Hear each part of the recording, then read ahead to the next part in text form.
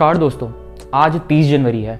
वो दिन जब 1948 में आज ही के दिन father of the nation, Bharat के राष्ट्रपिता के नाम से जाने जाने वाले गांधी जी कर गोली मारकर हत्या कर दी गई थी। गोली मारने वाले इंसान का नाम था नाथूराम गोडसे, जो महाराष्ट्र के हिंदू राष्ट्र न्यूज़पेपर में एडिटर का काम करता था। वो इंसान जिसने गांधी जी को मारा, उस इंसान को पिछले कुछ सालों से सोशल मीडिया पर गांधी जी की पुण्यतिथि पर 30 जनवरी को बहुत ज़्यादा याद किया जाता है।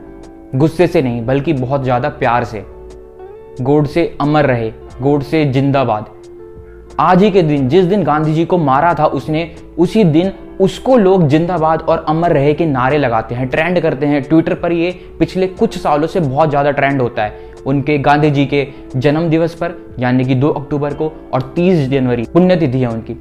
इन दोनों ही दिन गोडसे के अमर रहे के नारे लगाए जाते हैं ट्विटर पर। गांधी, जिन्होंने भारत की आजादी में एक बहुत ज्यादा इंपॉर्टेंट रोल प्ले किया, आज उनकी मरण तिथि पर, पुण्यतिथि पर उनके ही देश के लोग उनको गालियां देते हैं। क्यों? हमें किताबों में बचपन में तो ऐसा कभी कुछ नहीं पढ़ाया गया था। फिर ऐसा क्यों है कि आज हमारी सोसाइटी में हम उनके हत्यारे को बढ़ावा देते हैं, उनको सपोर्ट करते हैं, नाथूराम गोडसे जैसे हत्यारों को, जबकि अपने हीरो महात्मा गांधी को नहीं, फादर ऑफ द नेशन, राष्ट्रपिता कहे जाने वाले को नहीं। इन हेट फैलाने वाले पोस्ट का रियलिटी से, फैक्ट से, ट्रूथ से कुछ लेना देना नहीं है। ये हेट फैलाने वाले ट्रेंड्स हैं। अब होता क्या है इन सभी ट्रेंड्स में? होता यह है कि कई सारे दावे पेश किए जाते हैं कि गांधी जी की वजह से ऐसा हुआ वैसा हुआ। कई सारी बातें की जाती हैं और दुख की बात यह है कि हम इन बातों में आ भी जाते हैं और गांधी जी को भला बुरा कहने लगते हैं।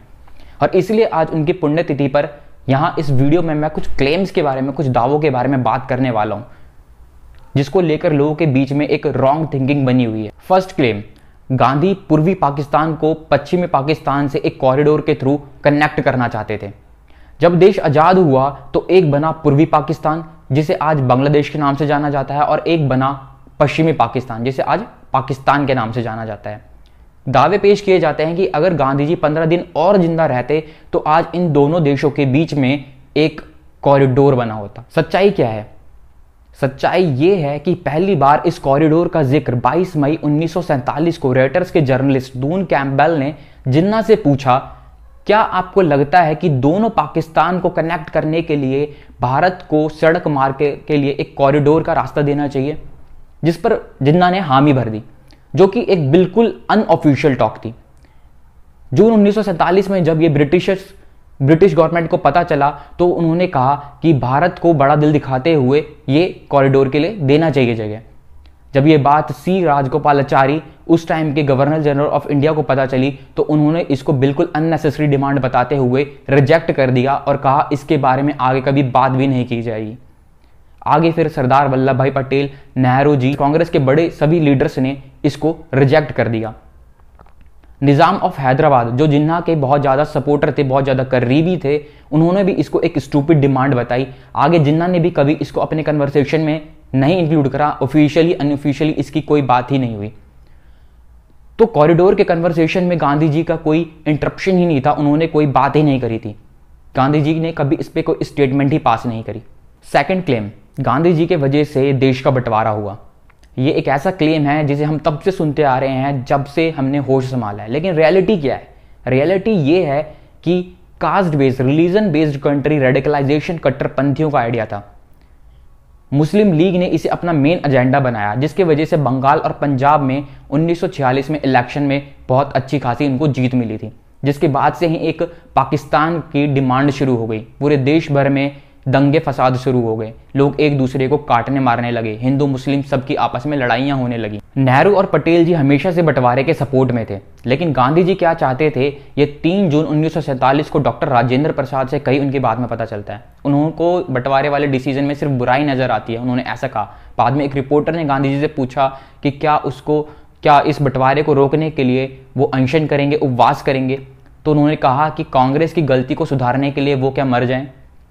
गांधी जी कभी भी बंटवारा नहीं चाहते थे, लेकिन 1946 के एंड से ही कांग्रेस बंटवारा चाहती थी और गांधी जी को एक किनारे कर चुकी थी, इसलिए वो कभी बंटवारे को रोक ही नहीं पाए।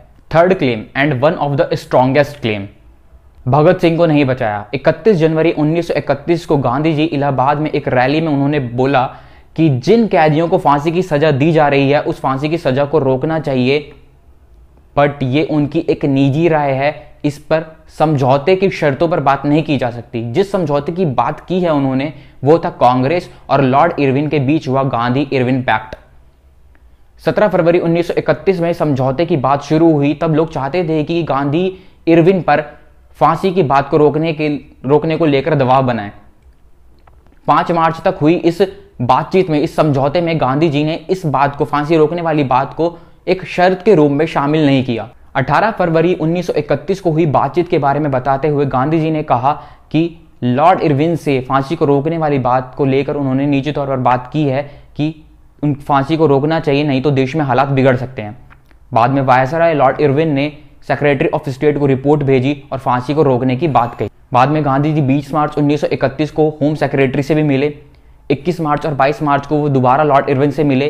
तब लॉर्ड इरविन ने कहा कि वो इस बारे में सोच रहे हैं। 23 मार्च को उन्होंने वायसराय को एक लेटर लिखा और कहा कि अगर फांसी होती है तो देश में हालात बहुत ज्यादा बिगड़ सकते हैं और उनको इस बारे में सीरियसली सोचना पड़ेगा।